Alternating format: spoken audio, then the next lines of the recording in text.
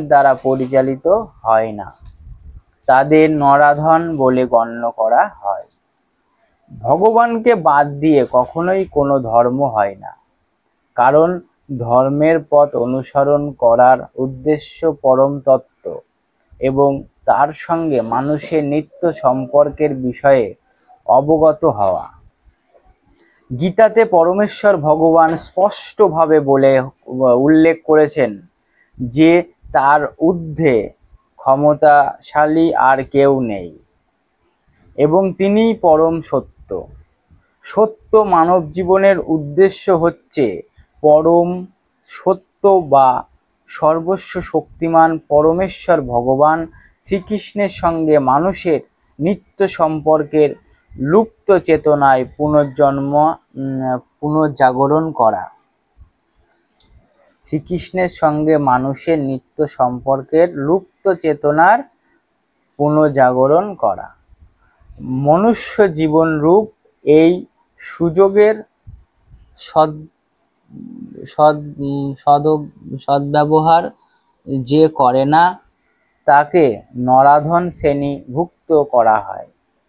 শাস্ত্রের মাধ্যমে আমরা জানতে পারি যে শিশু যখন মাতৃগর্ভে থাকে,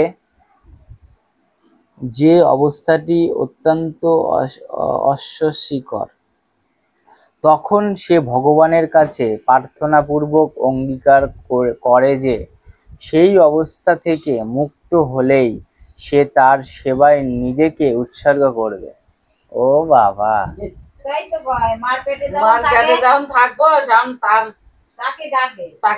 না তাকে ডাকে উৎসর্গ করে, মানে তারই শরণাপন্নে থাকবে, কিন্তু আর সেটা থাকবে কোথায়? তারপরে বলছে বিপদে পড়লে ভগবানের কাছে প্রার্থনা জানানো প্রতিটি জীবেরই স্বাভাবিক প্রবৃত্তি, কারণ ভগবানের সঙ্গে তার নিত্য সম্বন্ধ রয়েছে। কিন্তু প্রসব হওয়ার পরেই শিশু তার জন্ম যন্ত্রণার কথা ভুলে যায় এবং মায়ার প্রভাবে তার মুক্তিদাতাকেও ভুলে যায়।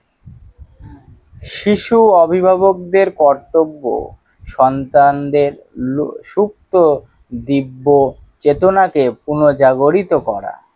ধর্মশাস্ত্র মনুসৃষ্টিতে নির্দেশিত দশবিধ সংস্কারের উদ্দেশ্য বর্ণাশ্রম পদ্ধতির মাধ্যমে ভগবৎ চেতনাকে পুনর্জাগরিত করা। তবে পৃথিবীর কোথাও এই পদ্ধতি কঠোরভাবে অনুসরণ করা হয় না।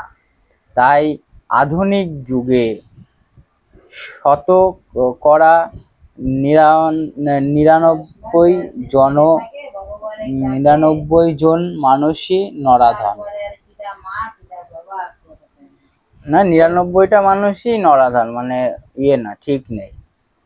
যখন সমগ্র জনগণই নরাধনে পরিণত হয়, তখন স্বাভাবিকভাবেই মায়ার প্রবল শক্তির প্রভাবে তাদের তথাকথিত শিক্ষা সম্পূর্ণভাবে অর্থহীন হয়ে পড়ে। গীতার মানদণ্ড অনুসারে তিনিই প্রকৃত পণ্ডিত, যিনি একজন বিদ্বান ব্রাহ্মণ একটি